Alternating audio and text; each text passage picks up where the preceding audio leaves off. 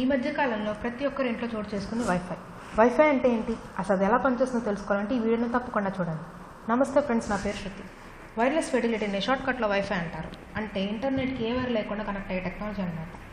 Wifi చాలా పెద్ద డేటాని గాల్లో పంపే శక్తిని మనకిస్తుంది. గాల్లో వెళ్తుందంటే ఖచ్చితంగా వేవ్స్ లాగే వెళ్ళాలి కాబట్టి ఇవి ఎలాంటి వేవ్సో ఇప్పుడు చూద్దాం. వైఫై వేవ్స్ ఎలక్ట్రోమాగ్నెటిక్ స్పెక్ట్రంలో ఒక రకం. ఎలక్ట్రోమాగ్నెటిక్ స్పెక్ట్రంలో visible rays, X rays, radio waves ఇలాంటి చాలా వేవ్స్ ఉన్నాయి. అయితే ఈ వైఫై ఏ రేస్కి దగ్గరలో ఉన్నాయి? ఒకవేళ వైఫై కనుక విజిబుల్ రేస్ అయి ఉంటే మనకి దాని వేవ్స్ ఇలా కనిపించేది.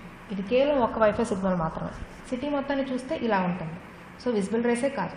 ఎక్స్ రేస్కి క్యాన్సర్ని కలిగించే తత్వం ఉంది కాబట్టి ఎక్స్ రేస్ కాదు. ఇలా చూస్తూ పోతే వైఫై సిగ్నల్స్ రేడియో వేవ్స్లో పనిచేస్తుంది అనమాట. ఇవి ఇలా ఉంటాయి. ఇక వైఫైకి తెలిసినవి రెండు పదాలు. ఆన్, ఆఫ్ అంటే జీరోస్ వన్స్ మాత్రమే తెలుసు. సపోజ్ వై అనే అక్షరాన్ని రాయాలంటే దానికి సంబంధించిన code on, of, of, on అయి ఉండొచ్చు, లేక వేరే ఇతర కోడ్ కూడా అయి ఉండొచ్చు. అలాగే ఫై అనే అక్షరాన్ని రాయాలంటే ఆన్, ఆఫ్ అయి ఉండొచ్చు. ఒకవేళ ఇలాంటి అక్షరాలతో కూడిన పెద్ద మెసేజ్ కానీ ఒక చిన్న పిక్చర్ని కానీ పంపాలంటే చాలా ఆన్ ఆఫ్ సిగ్నల్స్ కావాలి. ఇంకా వీడియోకి అయితే చాలా ఎక్కువే కావాలి.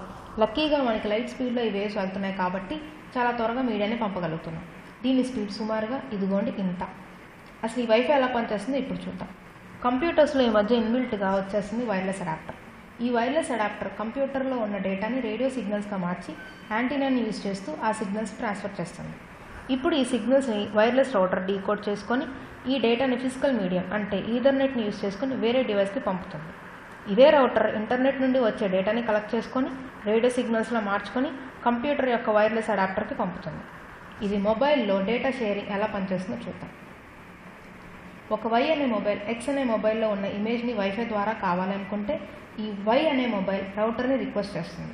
అప్పుడు ఆ రౌటర్ అసలు ఈ వైకి తీసుకునే అర్హత అంటే correct wifi password and X నుండి ఇమేజ్ షేర్ చేయడానికి యాక్సెప్టెన్స్ ఈ రెండు చూసుకొని వైకి ఆ ఇమేజ్ని షేర్ చేస్తుంది అన్నమాట.